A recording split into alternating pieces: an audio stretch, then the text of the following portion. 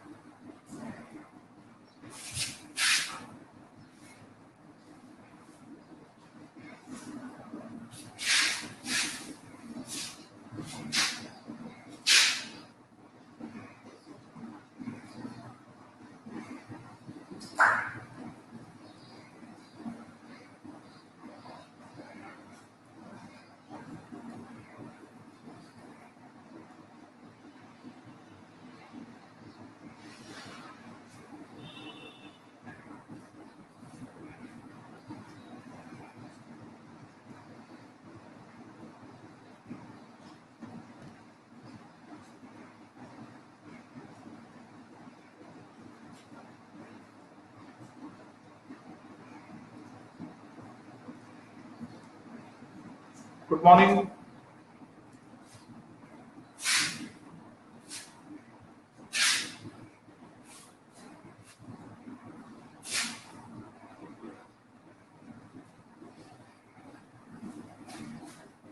योगेश क्या सब्जेक्ट लिया बेटा?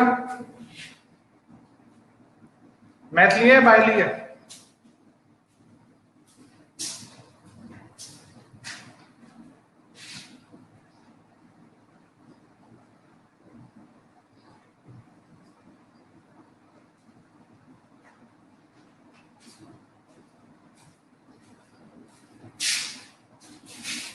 मैथ्स ठीक है।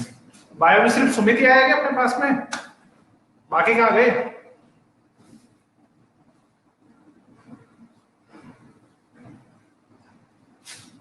बाकी क्लास कहाँ गई? तुम्हारी क्लास में 40-50 बच्चे थे।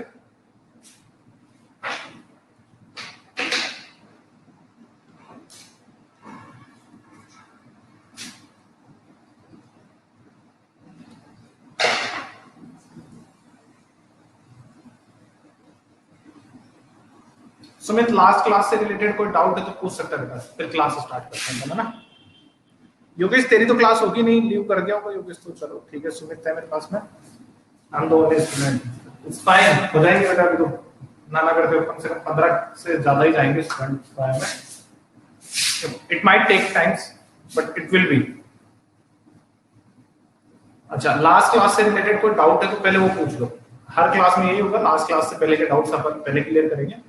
तो अगर कोई डाउट है तो वो पहले पूछ लो।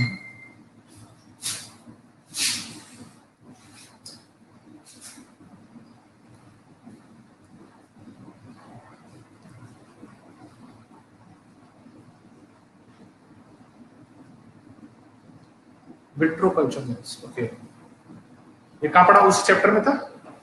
देखो, दो तरह के प्रोडक्शन किए जा सकते हैं, एक होता है इन विट्रो और एक होता है एक्स विट्रो। अगर अपन किसी टेस्ट कांच की प्लेट में लेब के अंदर, ठीक है, किसी चीज को कल्चर करवा रहे हैं, ठीक है, तो that is called in vitro culture. ठीक, इसमें अपन क्या करते हैं, जर्मप्लाज्म सेल या साइटोप्लाज्म या कोई सेल लेकर के लेब के अंदर इसके अंदर रख लेते हैं और नीचे में एक लिक्विड मीडियम रखते हैं, जेल मीडियम होता है, एग्रोस जेल वगैरह रख लेते हैं, जहां से इसको न्यूट्रिशन मिल जाता है। क्या मिलता है? न्यूट्रिशन। जैसे किसी चीज को फलने फूलने के लिए क्या चाहिए होता है, जैसे अपन एक प्लांट लगाते हैं तो उसमें अपन वाटर डालते हैं, ठीक है, और मिनरल्स देते हैं किसके रूप में? मैन्योर के रूप में, खाद डालते हैं। तो ये चीज अपन क्या कर रहे हैं, ये दोनों चीज जो बेसिक कंपोनेंट है, और साथ में तीसरी अपने को एयर की चीज। तो ये तीनों कंपोनेंट्स है ना, वाटर, मिनरल्स और एयर, एक फिक्स अमाउंट में जितना जितना जिसको चाहिए। जैसे दवाई अपने को चाहिए होगी ना, एक टीस्पून या 1 टेबल स्पून जो भी है ना, वो अपन इस पहले ही प्लेट पर डाल रख देते हैं और उसके ऊपर सेल्स लगा देते हैं। थोड़ी देर बाद में अपन देखते हैं कि अंदर से क्या होने लगते हैं, नए प्लांट निकल आता है। इस तरीके का किया जाने वाला कल्चर इन विट्रो कल्चर कहलाता है। एक्स विट्रो में हम आउटसाइड द लैब करवाते हैं, जैसे नेचुरल कंडीशन में करवाते हैं। आगे समझिए।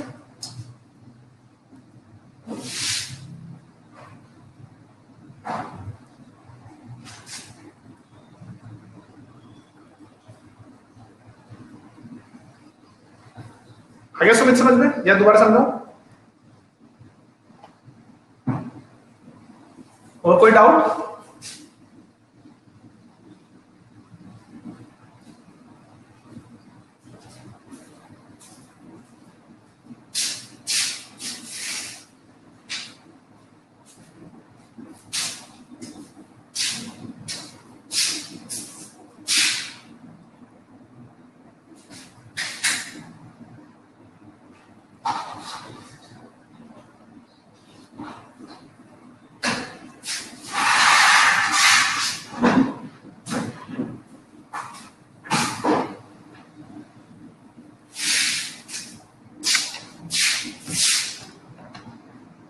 ओके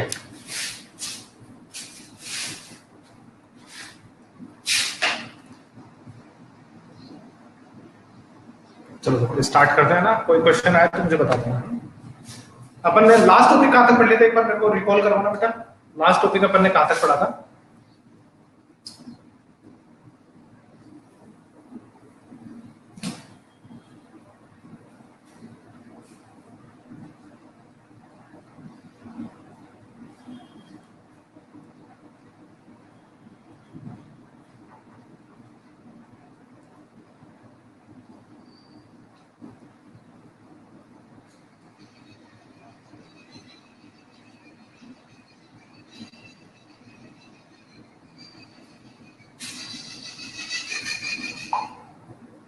रिप्रोडक्शन, ओके, उससे आगे भी कंटिन्यू करते हैं।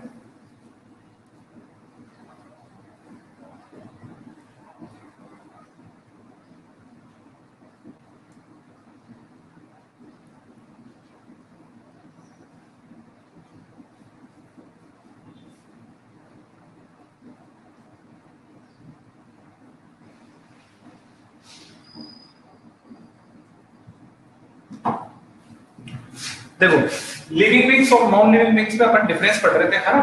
तो अपन ने देखा था कि कुछ डिफरेंस रिप्रोडक्शन के होते हैं कि जो रिप्रोडक्शन कर सकते हैं वो लिविंग हो सकते हैं, और जो रिप्रोडक्शन नहीं करते हैं वो नॉन लिविंग होंगे हमारी तरफ से। लेकिन मैंने एक लॉजिकल एग्जांपल तुम्हें ये दिया था, एक जरूरी नहीं है कि जो रिप्रोडक्शन नहीं करता है वो नॉन लिविंग हो। जैसे कोई ह्यूमन बीइंग है या हनी बी का स्पीशीज में तो काफी सारे ऐसे मिल जाएंगे अपने को एनिमल्स जो रिप्रोडक्शन नहीं करते हैं, still they are living beings, ठीक है ना? तो आज दूसरे टॉपिक को अपन कंटिन्यू कर रहे हैं। एक चीज मेरे पास जो है जिससे अपन डिफाइन कर सकते हैं कि लिविंग बीइंग है या नहीं है, तो उन्हें बोलते हैं मेटाबॉलिक एक्टिविटीज।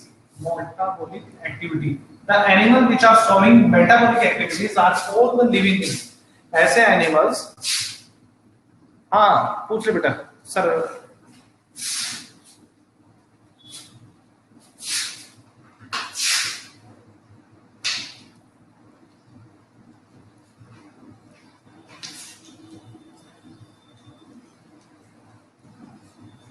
माइक ऑन करके भी पूछ सकते हो अगर आपको कोई प्रॉब्लम आ रही हो तो, ठीक है ना? टाइप करने में टाइम लगता हो तो।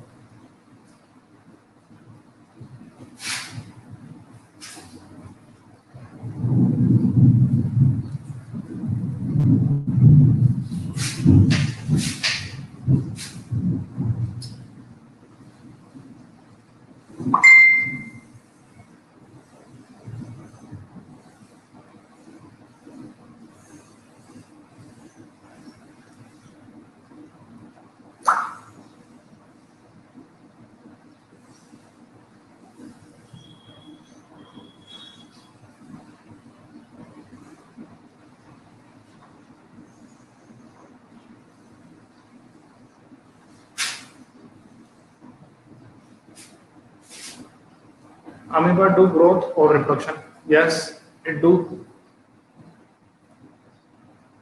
And that is living being also.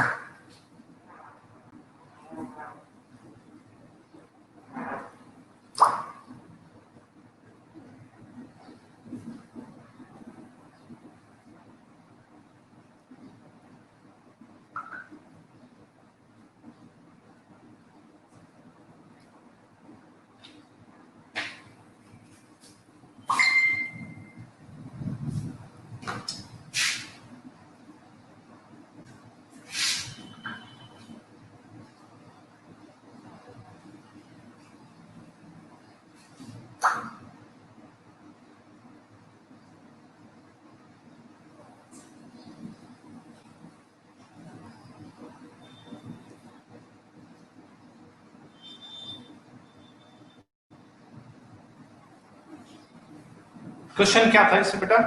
Amoeba और तो ग्रोथ तो करते हैं, लेकिन यहाँ क्वेश्चन क्या बना कि आर दे लिविंग बीइंग्स और नॉट, ये क्वेश्चन था।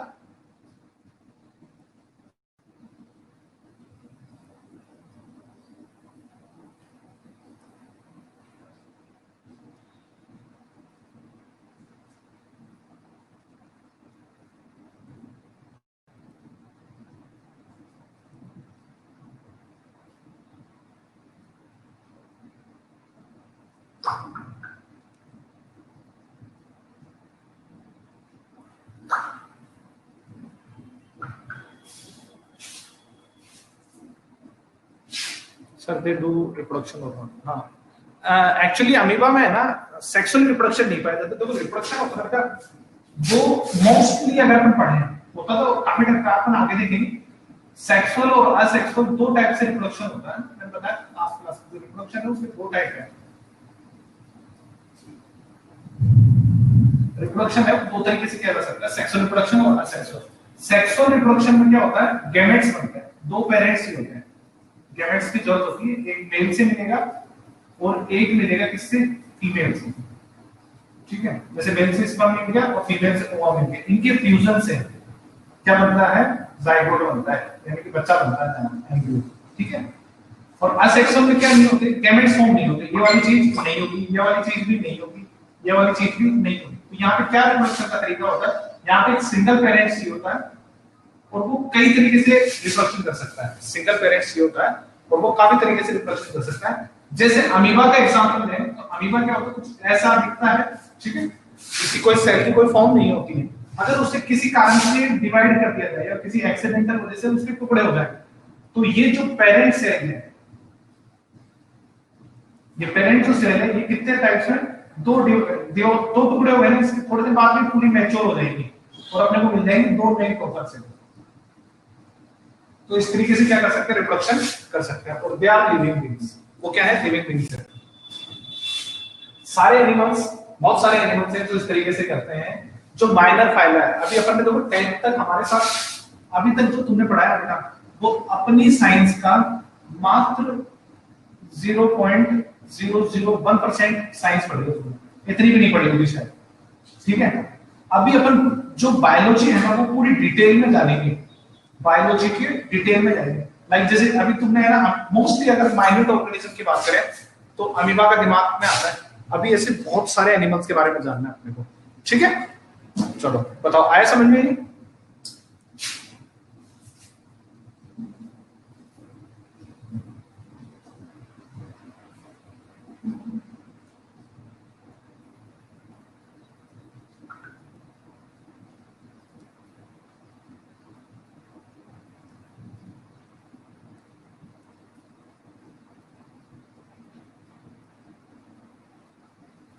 ओके, चलो आगे चलो।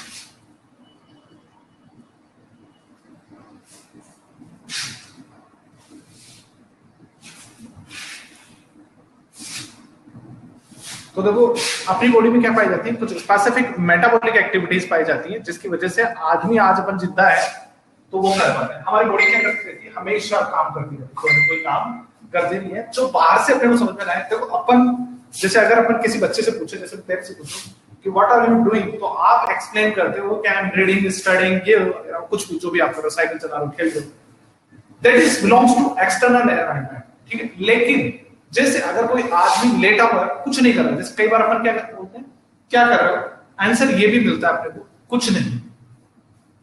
लेकिन एक्चुअल में वो एक्सटर्नल एनवायरनमेंट में कुछ भी नहीं कर रहा है, लेकिन अगर उसके इंटरनल एनवायरनमेंट की बात करें, इनसाइड द बॉडी उसके बहुत सारे स्पेसिफिक फंक्शन रन होते रहते हैं कंटिन्यूटी।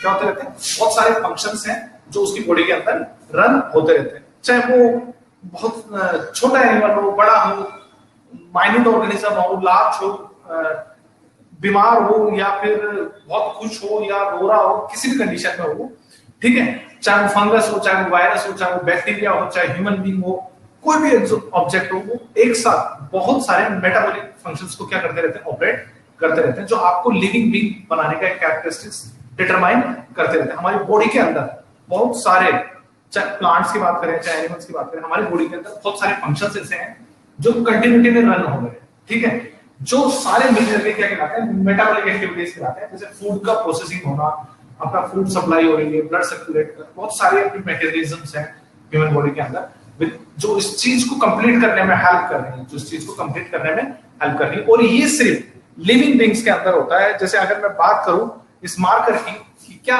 इसके अंदर मेटाबॉलिक एक्टिविटी हो रही है, तो मेरा आंसर होगा नो।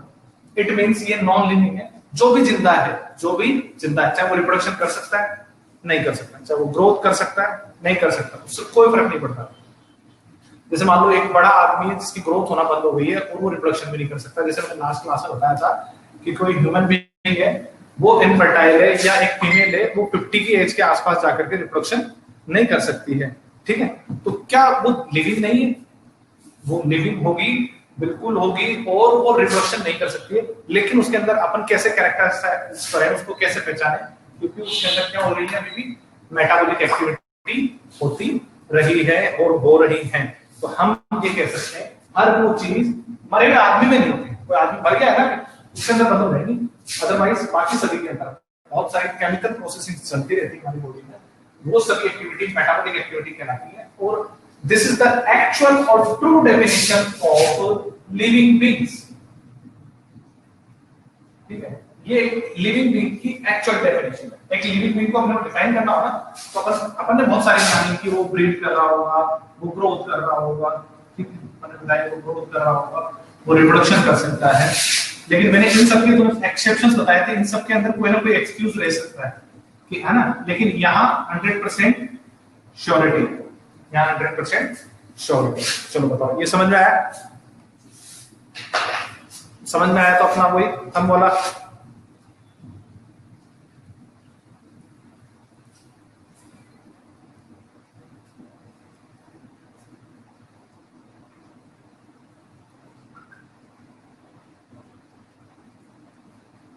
ओके। चलो, एक है सेलुलर ऑर्गेनाइजेशन, ठीक है, नेक्स्ट है मेरा सेलुलर ऑर्गेनाइजेशन। लिविंग बीइंग्स को पहचानने के लिए एक कैरेक्टरिस्टिक्स है, वो कहता है cellular organisation.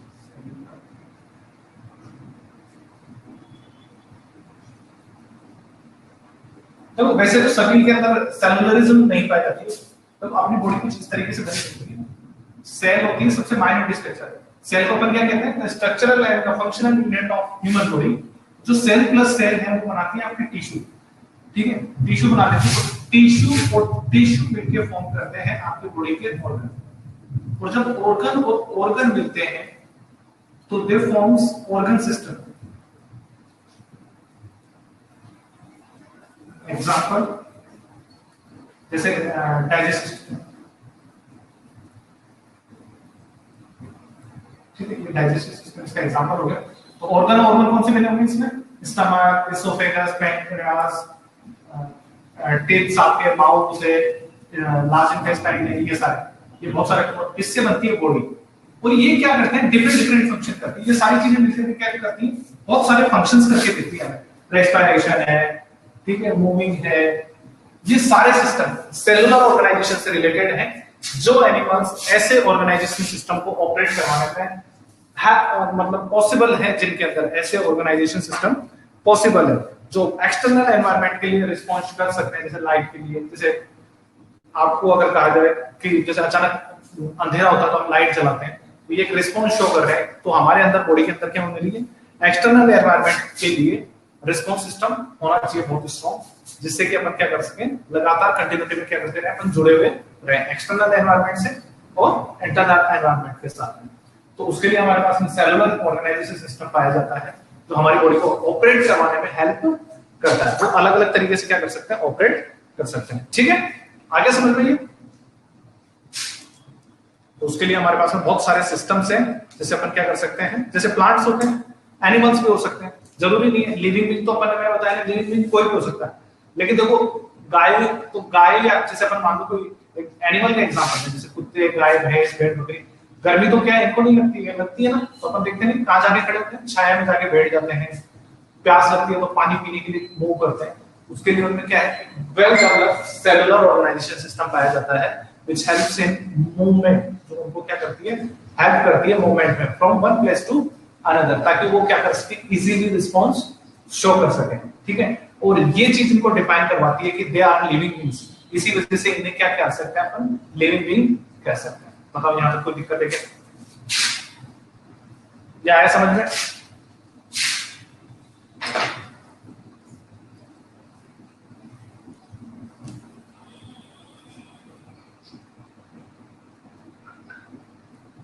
Next consciousness, last है लिविंग बीइंग को आइडेंटिफाई करने का।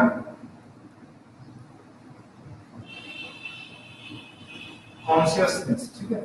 देखो जो भी कोई लिविंग बीइंग होगा ना वो कॉन्शियस स्टेट में होता है, कैसे वो रिस्पॉन्स शो करता है हमेशा। अच्छा कई बार अपन ने मूवी में पढ़ते हैं ना ये कोमा में चले गए या ब्रेन डेड हो गए हैं, ये क्या हो गए हैं ब्रेन डेड हो गए, ये कंडीशन सुनी हुई है सुमित कभी, कोमा में है या ब्रेन डेड है?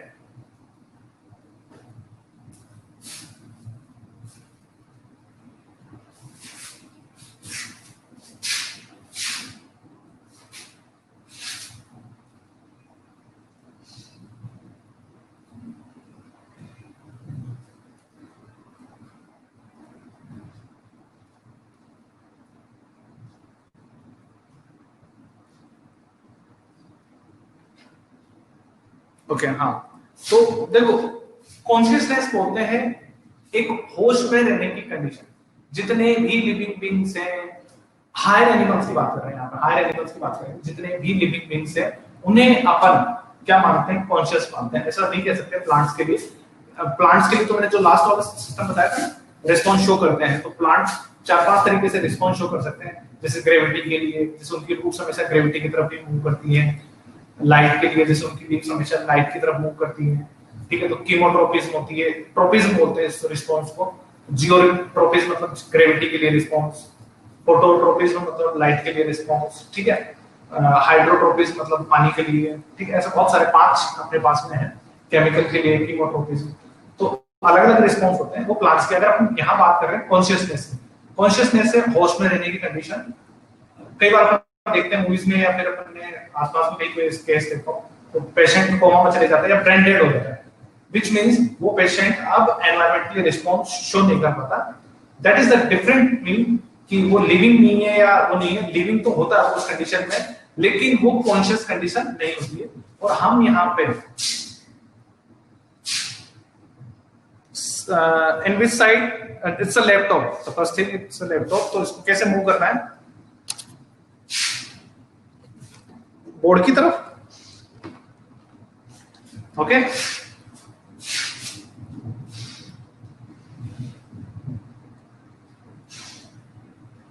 यहाँ पे लाइट की प्रॉब्लम है, अंधेरा हो रहा है बेटा क्लास में थोड़ा सा, तो हो सकता है थोड़ा उस वजह से भी डिस्टर्बेंस हो। आज बारिश हो रही है अभी,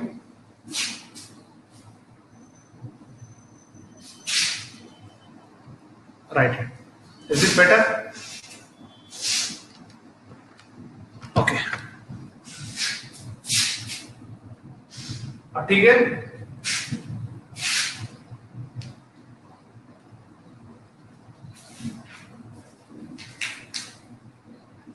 ओके, तो ह्यूमन बीइंग्स की टेंडेंसी हमेशा से रही है कि वो क्या करता रहा है, जैसे अपन क्या करते हैं हमेशा पास्ट में पढ़ते हैं, प्रेजेंट में पढ़ते हैं और फ्यूचर में देखने की कोशिश करते हैं। जैसे पास्ट के बारे में अपन जैसे अपन बुक्स में पढ़ रहे हैं, जो आज जो पढ़ रहे हैं वो पहले पास्ट में कभी रिसर्च हो चुकी है वो पढ़ रहे हैं। क्यों पढ़ते हैं? ताकि अपन अपना क्या कर रहे हैं, अभी पढ़ का रहे हैं प्रेजेंट में, पढ़ना क्यों चाहते हैं? ताकि अपना फ्यूचर सिक्योर कर सकें। भाई आदमी कमाता है पूरे मंथ ताकि 1 महीने की उसे सैलरी मिलती है और 1 मंथ को आराम से उसे खर्च कर सके, मतलब वो फ्यूचर की प्लानिंग करता है पास्ट में काम करके। अगर अपन पास्ट में कभी काम करके आएंगे तो अपन अपना फ्यूचर सिक्योर करते हैं वहां पे। ये कॉन्शियसनेस की जो भावना है, जानने की जो भावना है या हमेशा सजग रहने की जो भावना है, ये सिर्फ लिविंग बीइंग्स में पाई जाती है। जैसे तुम अभी पढ़ रहे हो फॉर योर बेटर फ्यूचर, पढ़ कर रहे हो इन प्रेजेंट, ठीक है। और जब तुम कुछ बन जाओगे, जैसे मान लो बायोलॉजी लेके अपन डॉक्टर बन गए, ठीक है, तो that would be happened in your past, आप बने फ्यूचर में हो, पढ़ा है या आपने पास्ट में की थी, और ये जो कॉन्शियसनेस की भावना है, ये जगाए रखने की भावना है, ये सजगता की भावना है, ये जागरूकता की जो भावना है, ये सिर्फ लिविंग बीइंग्स में पाई जाती है। It is probably found in higher animals. Plants वगैरह ऐसा कभी कोई सिक्योरिटी नहीं देते हैं, एनिमल्स इस चीज को सिक्योर नहीं करते हैं, but still it is a property of living beings. ये सिर्फ एक लिविंग बीइंग्स की प्रॉपर्टी मानी जाती है, कि ऐसा माना जाता है कि जो ये कैरेक्टर है ये सिर्फ लिविंग बीइंग्स ही शो करते हैं, नॉन लिविंग इस जगह इस रिस्पॉन्स को शो नहीं करते हैं। वो हमेशा क्या, जैसे ह्यूमन बीइंग की टेंडेंसी रहती है कि हम एक दूसरे से अपना रिलेशन अच्छा रखें, कोई मेरा पड़ोसी है उससे मैं अच्छा रखूं, ताकि मेरा आने वाले टाइम पे हो सकता है मुझे कोई काम पड़ जाए। जैसे आप अपने फ्रेंड्स के साथ कम्युनिकेटिव होते हैं, साथ देते हैं उनको, ठीक है, किस लिए देते हो, ताकि आप अपने आप को एक दूसरे को क्या कर सको, सिक्योर कर सको, कि कल को तुझे कोई प्रॉब्लम होगी तो I will help you, today you help me, अगर तुझे फ्यूचर में कोई प्रॉब्लम आएगी तो आई विल हेल्प यू, मैं तुझे उस दिन में तेरी मदद कर दूंगा। जैसे अपन कभी पेन नहीं लेके आते, ठीक है, तो अपन एक दूसरे से शेयर कर लेते हैं, ठीक है, तो उसका बदला अपने को तब भी रिटर्न मिल जाता है। जैसे आज आपका फ्रेंड नहीं लेके, आपने शेयर किया, कल आपका फ्रेंड आप नहीं लेके आ पाएंगे तो हो सकता है आपका फ्रेंड आपकी मदद कर दे, ठीक है। लंच बॉक्स शेयर करते हैं आप, ये हमारी टेंडेंसी किस चीज के लिए होती है, हमारी कॉन्शियसनेस को रिप्रेजेंट करती है कि हम जिंदा हैं, हम रिस्पॉन्स शो कर रहे हैं, हम यहाँ पे फैमिलियर होने की कोशिश कर रहे हैं, ठीक है। तो ये सिर्फ किसको बताती है, लिविंग बीइंग को बताती है। ऐसा कोई रिस्पॉन्स कभी ये दो मार्कर नहीं शो कर सकते कि यार मेरी आज इंक खत्म हो गई है तो मुझे दे दे, कल मैं तेरे को वापस रिटर्न कर दूंगा, ठीक है, ऐसा कभी नहीं होता। म्यूचुअलिज्म की जो भावना है, कॉन्शियसनेस की जो भावना है, ये एनिमल्स में पाई जाती है। जैसे बेट एक एनिमल है, बेट में अलग अलग वेराइटीज की बेट मिलती हैं, ठीक है, प्रोबेबली मैं 3 एक्सप्लेन कर देता हूं अभी। एक इंसेक्ट, एक बेट होती है जो क्या खाती है, फ्रूट्स को खाती है, फ्रूट्स खाती है। एक होती है जो इंसेक्ट खाती है, ठीक है, इंसेक्टिवोरस। और एक होती है जो ब्लड सक्टोरियल होती है, जो ब्लड सक करती है, किनका, कैटल्स का, जानवरों का, इंसानों का तो नहीं कर सकती, जानवरों का खून चूसती है। तो उनमें इतना अच्छा म्यूचुअलिज्म पाया जाता है, कॉन्शियसनेस की जो भावना उनमें बहुत स्ट्रॉन्ग होती है। जैसे मान लो एक ग्रुप में 10 बैट रहती थी और वो उड़ के गई रात को, नक्टोरियल एनिमल, नक्टोरियल मींस जो नाइट में ट्रेवल करते हैं, ठीक है, रात में ट्रेवल करते हैं, इकोसिस्टम पे रिस्पॉन्स करते हैं, ये तो पढ़ा हुआ तुम्हारा है। वो गए ट्रेवल करके और उन्होंने ढूंढा ब्लड, तो हो सकता 8 एनिमल को, 8 बेट्स को ब्लड मिल गया और 2 को नहीं मिला। तो जब वो वापस आएंगे मॉर्निंग में, ठीक है, और 2 को ब्लड नहीं मिला कहीं, तो उन 8 की, जो बचे हुए 8 हैं, उनके अंदर इतना अच्छा म्यूचुअलिज्म पाया जाता है कि वो एक दूसरे के साथ उस ब्लड को क्या कर लेते हैं, शेयर कर लेते हैं। तो ये भावना कहां से आई है, कॉन्शियसनेस से आई है। कॉन्शियसनेस शो करती है कि जिसमें जो लिविंग बीइंग्स हैं उनमें क्या होगी, कॉन्शियसनेस की भावना होगी, और जो नॉन लिविंग होंगे उसमें ये चीज नहीं होगी। आगे समझ में?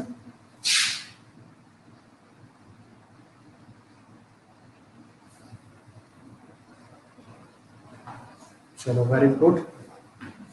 अगला टॉपिक है अपना डाइवर्सिटी।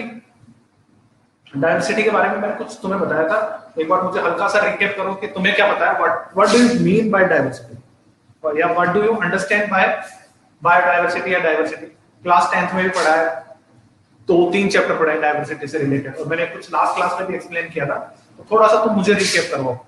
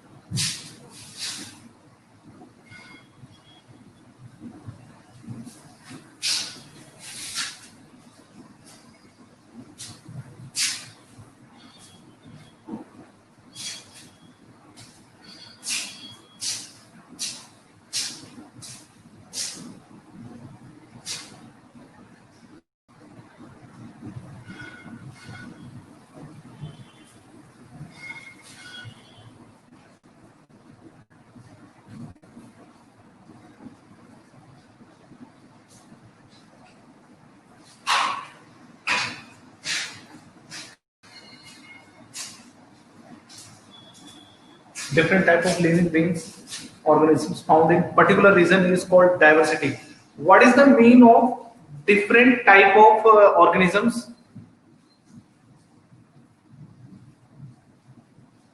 सुमित, डिफरेंट टाइप से क्या मतलब है? मैंने जब कुछ एक्सप्लेन किया था वहां जो डिफरेंट टाइप का मतलब है वो क्या है यहाँ पे?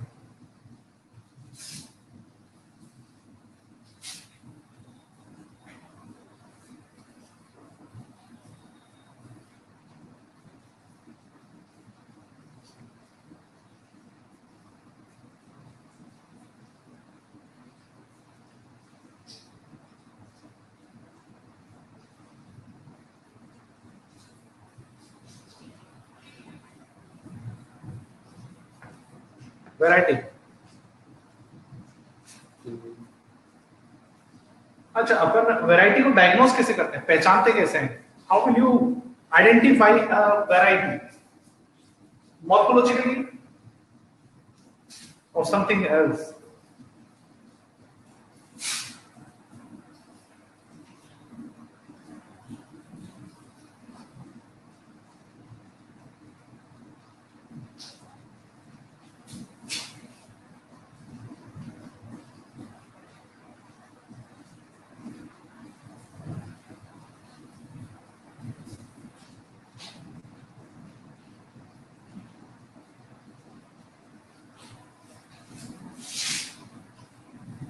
कैरेक्टरिस्टिक्स।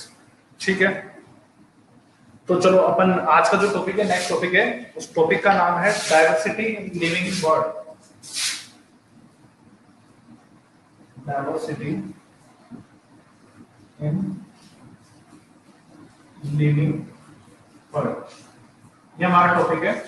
डाइवर्सिटी वर्ड की डेफिनेशन तुम्हें बहुत अच्छी लगती है, डाइवर्सिटी वर्ड की डेफिनेशन तुम्हें वर्ड बहुत अच्छी लगती है। तो अपन देखेंगे जो वेरिएशंस है वही क्या क्या बनती है, डाइवर्सिटी को कॉज करती है। ठीक है, जैसे देखो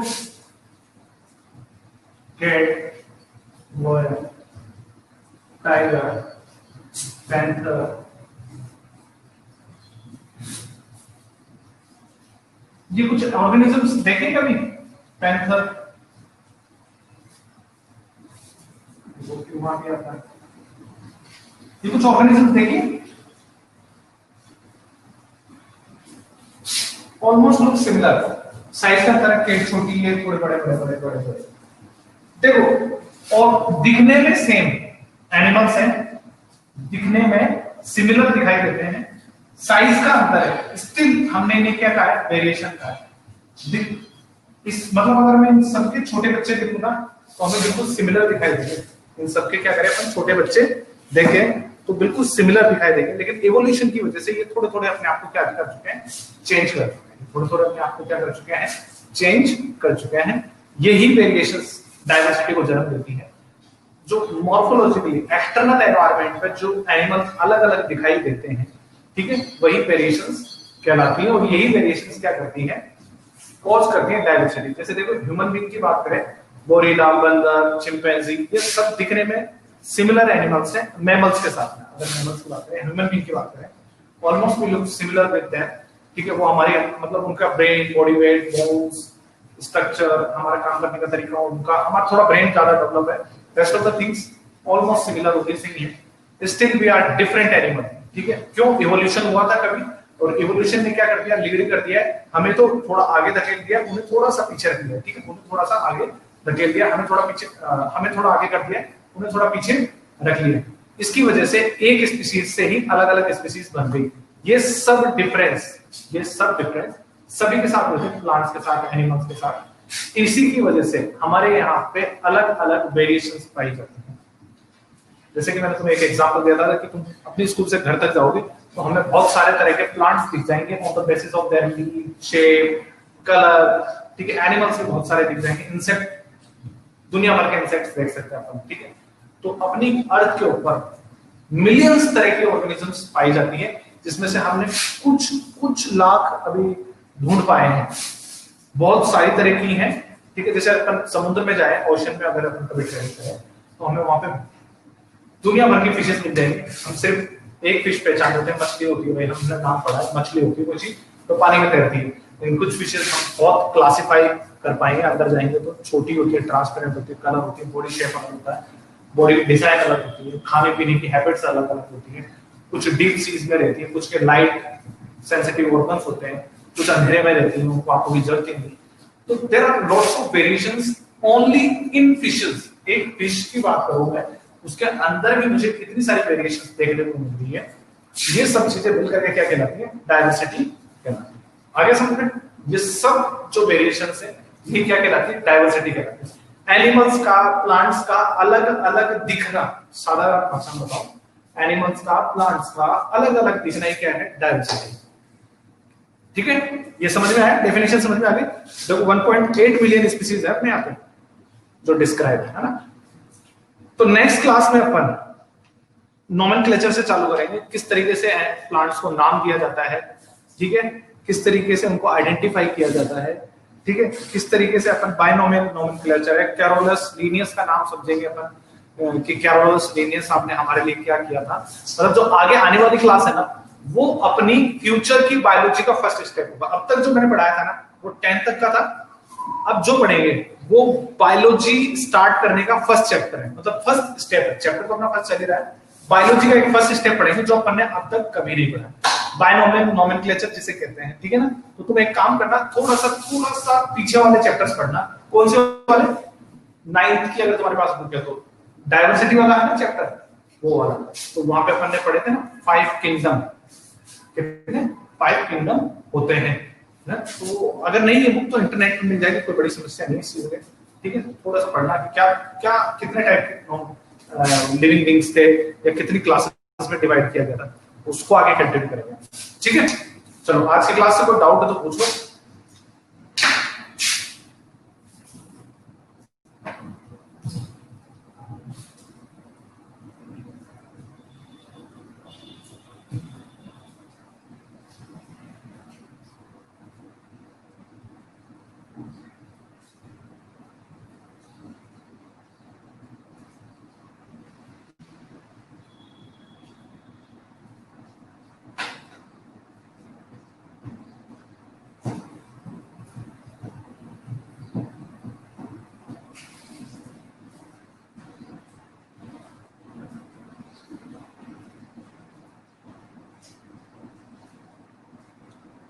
The dog has 2 brain। नहीं बेटा, ब्रेन तो एक ही होता है। It might have 2 lobes, इसके 2 लोब हो सकते हैं, टुकड़े हो सकते हैं, दो स्पेयर्स का बना होता है। ह्यूमन ब्रेन में क्या होता है? 2 स्पेयर्स का होता है। मैमल्स का तो ऑलमोस्ट सिमिलर है, 2 ब्रेन नहीं होते, स्पेयर्स 2 हो सकते हैं, पार्ट 2 हो सकता है।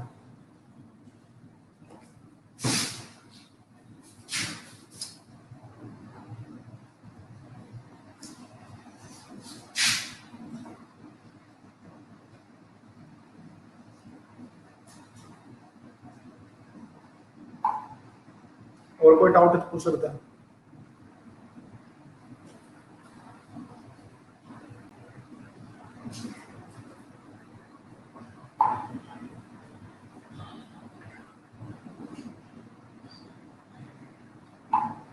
ओके, चलो फिर नेक्स्ट क्लास में मिलते हैं। Okay, good bye, thank you for joining.